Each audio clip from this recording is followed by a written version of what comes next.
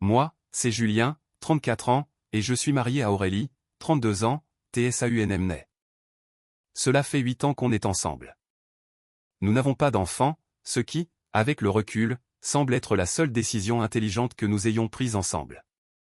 Laissez-moi vous brosser le tableau de ce qu'a été mon mariage.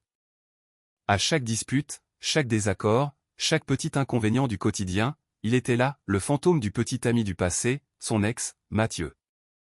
Le mec avec qui elle est sortie pendant 2 ans à la fac avant qu'il ne traverse la France pour un boulot à Lyon et qu'il ne rompe d'un commun accord.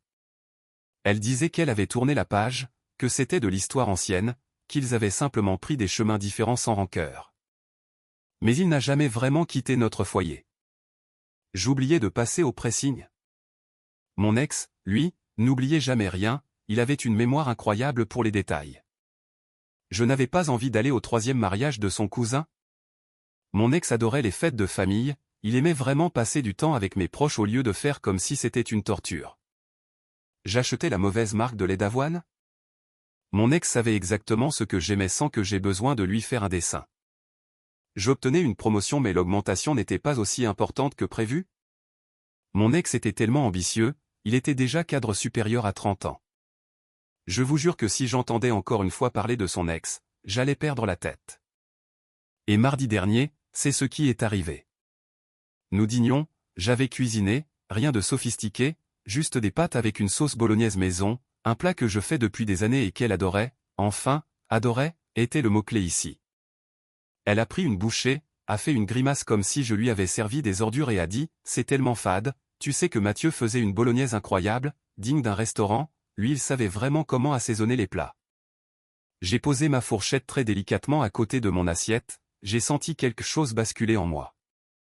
Mon ex ne m'aurait jamais déçu comme ça, a-t-elle poursuivi, sans même me regarder, les yeux rivés sur son téléphone tout en critiquant le repas que j'avais passé 1 heure à préparer.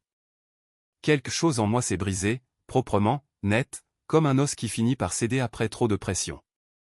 Alors tu as peut-être épousé la mauvaise personne, ai-je dit. Elle a relevé la tête d'un coup. Qu'est-ce que tu viens de dire? Tu m'as très bien entendu. S'il était si parfait, s'il ne te décevait jamais, s'il se souvenait de tout, s'il aimait ta famille, s'il cuisinait mieux que personne et s'il était si ambitieux, alors tu aurais dû l'épouser lui au lieu de moi. Elle est devenue livide, vraiment livide, le sang a quitté son visage, je n'avais jamais vu cette expression chez elle auparavant. Heureusement pour toi, ai-je continué d'une voix totalement calme, je peux réparer cette erreur, tu n'as plus à rester coincé avec quelqu'un d'aussi décevant que moi. Je me suis levé, j'ai porté mon assiette à la cuisine, je l'ai vidée dans la poubelle et je suis allé dans mon bureau.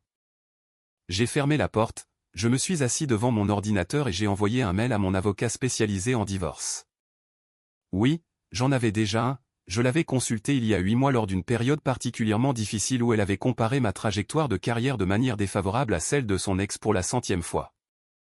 Il m'avait expliqué les bases, ce à quoi je devais m'attendre selon le droit français, il m'avait donné sa carte en disant « Appelez-moi quand vous serez prêt ». J'étais prêt. Elle ne m'a pas suivi ce soir-là, je pense qu'elle était trop sous le choc. Quand elle est venue se coucher, je faisais semblant de dormir. Elle n'a pas essayé de me réveiller, elle n'a pas cherché à me toucher, elle est juste restée là, dans le noir, et je l'entendais respirer lourdement comme si elle essayait de ne pas pleurer. Ça m'était égal. Le lendemain matin, j'étais debout et habillé avant qu'elle ne se réveille, je suis parti au travail sans dire au revoir. Elle m'a envoyé un SMS vers 10 heures, à propos d'hier soir, je pense qu'on a besoin de parler. J'ai répondu, je suis d'accord, on devrait discuter de la procédure de divorce ce soir. Elle a appelé immédiatement, j'ai refusé l'appel et j'ai texté, je suis au boulot, on en discute ce soir. Elle a envoyé une quinzaine de messages à la suite, j'ai arrêté de lire après les premiers, ça racontait que je réagissais de manière dramatique, qu'elle ne le pensait pas comme ça et que j'étais mesquin pour un rien. Mesquin pour un rien? Après 6 ans à être comparé à un type qu'elle a fréquenté pendant 2 ans quand elle en avait 23? J'étais mesquin. J'ai vu mon avocat pendant ma pause déjeuner, je lui ai dit que je voulais lancer la procédure immédiatement. Il m'a tout expliqué, le divorce par consentement mutuel ou pour altération définitive du lien conjugal, la question de la maison dont nous sommes tous les deux propriétaires, le crédit immobilier à nos 2 noms, la division des biens, toutes ces joyeusetés. En ce qui concerne nos finances, nous avions gardé les choses assez séparées, elle a ses comptes, j'ai les miens, nous partagions le crédit et les factures proportionnellement à nos revenus. Je gagne environ 40% de plus qu'elle, donc j'ai toujours payé la plus grosse part. La maison que nous avons achetée a pris de la valeur au fil des ans, nous repartirions tous les deux avec une somme correcte si nous vendions. Je n'essayais pas de l'entuber, je voulais juste sortir de là, proprement, équitablement, et c'est tout. Ce soir-là, elle m'attendait quand je suis rentré, elle avait manifestement pleuré, les yeux rouges, le visage bouffi, des mouchoirs partout, mais elle avait cette expression sur le visage qui montrait qu'elle avait répété exactement ce qu'elle allait dire. « Je suis désolé, a-t-elle commencé, je sais que je te compare à lui parfois. » D'accord, peut-être plus que parfois, mais ça ne veut rien dire, c'est juste pour évacuer la frustration, tout le monde se plaint de son conjoint. Non, ai-je dit, pas tout le monde. Je ne t'ai jamais comparé à une seule de mes ex, pas une seule fois en 8 ans. Tu sais pourquoi?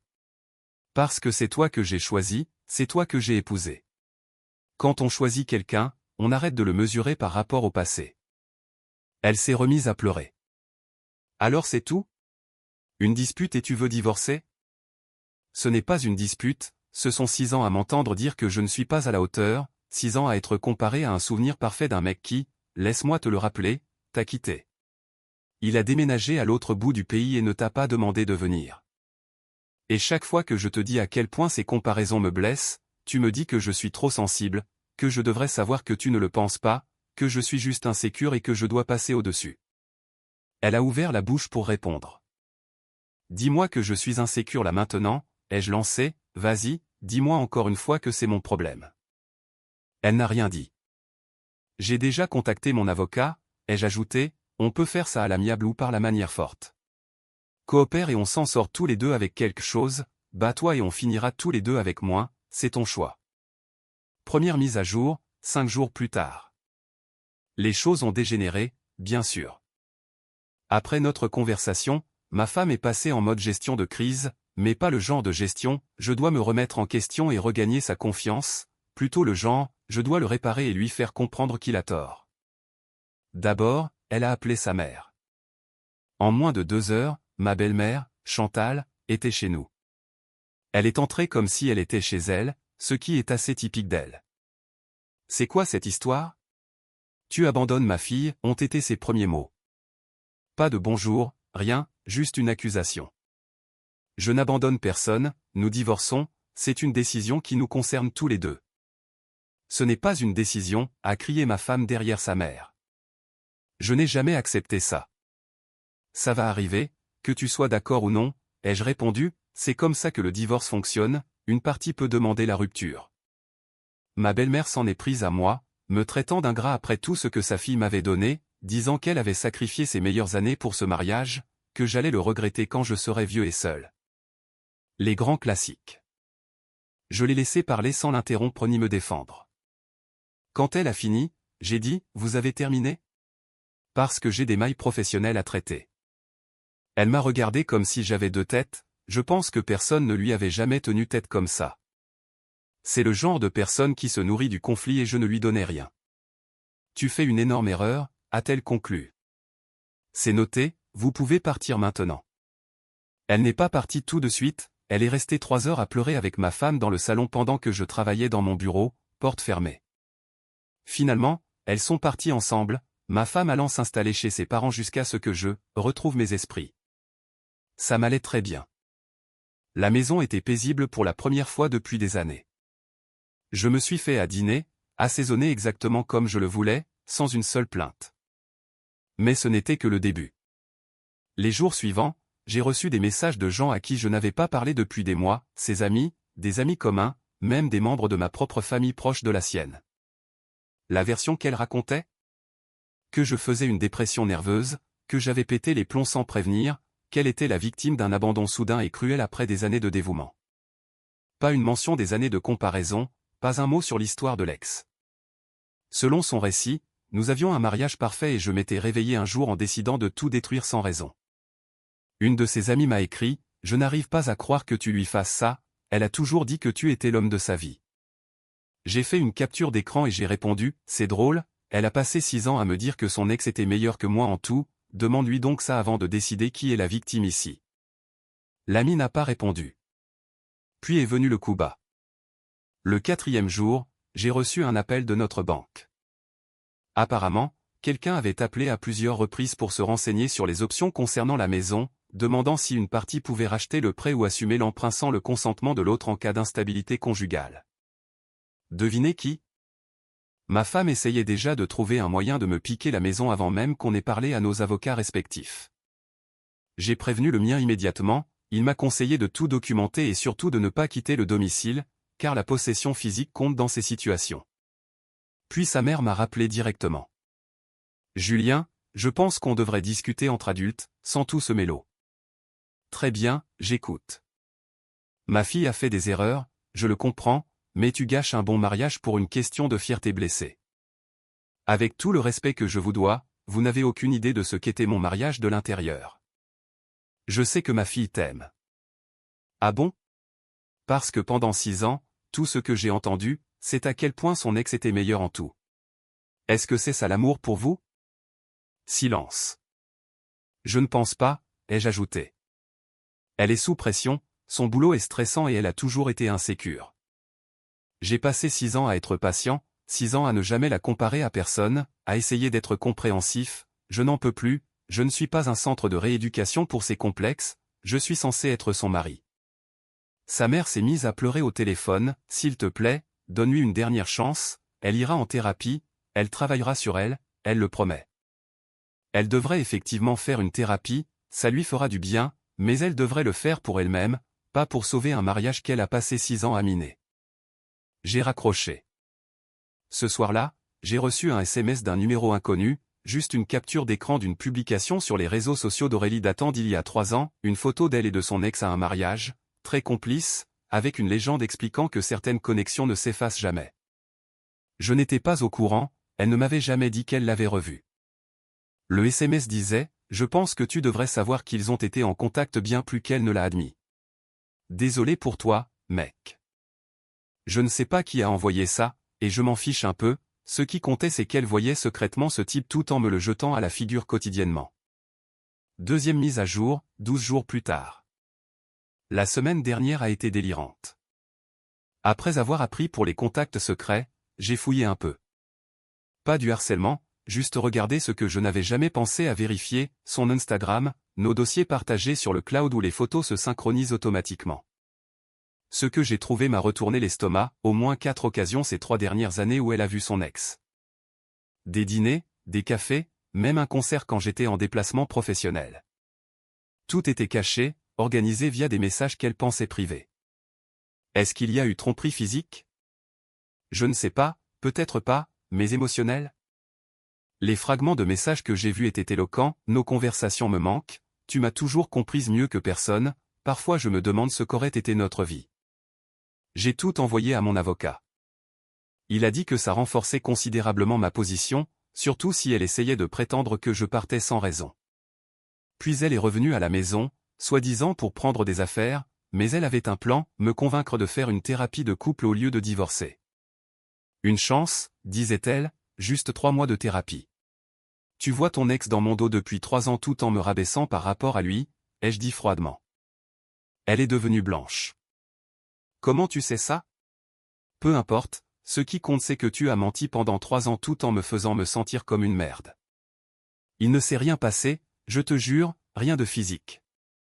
Je m'en fiche que ce soit physique ou non, tu m'as caché toute une relation avec la personne exacte à laquelle tu me compares sans cesse. Comment je pourrais croire un seul mot de ce que tu dis? Elle n'a pas eu de réponse. Elle est repartie avec ses valises. Je n'ai pas réagi à ses larmes ou à ses excuses. J'ai même fini par envoyer un message à Mathieu, son ex, sur Facebook.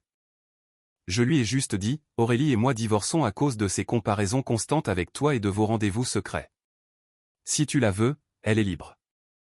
Sa réponse a été surprenante, mec, je suis désolé pour le divorce, mais je ne l'ai vu que par nostalgie, elle est obsédée par un passé qui n'existe plus, je lui ai dit plusieurs fois que j'étais passé à autre chose.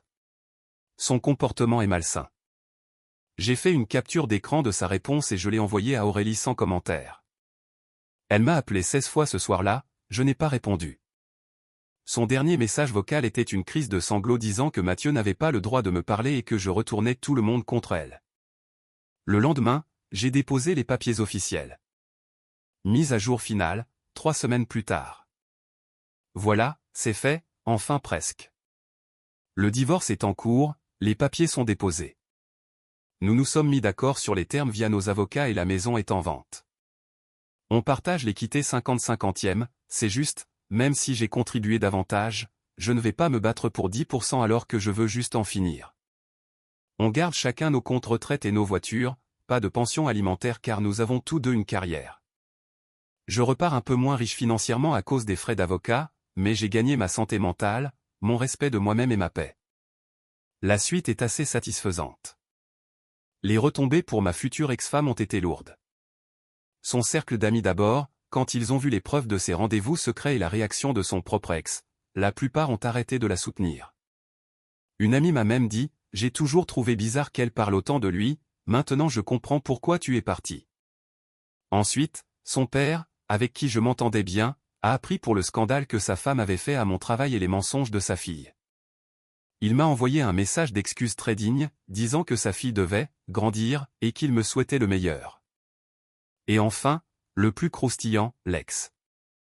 Apparemment, quand la rumeur du divorce a circulé, la petite amie de Mathieu, avec qui il était depuis 4 ans et qu'il allait demander en mariage, a tout découvert sur leur rendez-vous secret.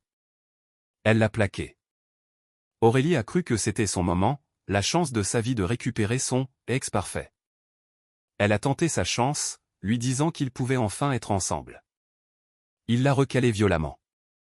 Il lui a dit qu'elle vivait dans un fantasme, qu'il ne restait en contact avec elle que par pitié et que son comportement envers moi pendant notre mariage le dégoûtait. Elle a détruit notre mariage pour un mirage, et quand elle s'est approchée du mirage, il lui a ri au nez. Quand j'ai appris ça, j'ai ri tout seul dans mon nouvel appartement. Pas par méchanceté, mais parce que l'ironie est parfaite. Aujourd'hui, je vais bien, vraiment bien. Mon petit appartement est à moi, personne ne critique ma cuisine, personne ne me compare à personne. Je ne me couche plus avec une boule au ventre. J'ai commencé une thérapie pour effacer ces 6 ans de dénigrement. Ma sœur m'a dit qu'elle était fière de moi, qu'elle me voyait m'éteindre depuis des années. Je me sens comme quelqu'un qui a passé 6 ans sous l'eau et qui remonte enfin à la surface pour respirer.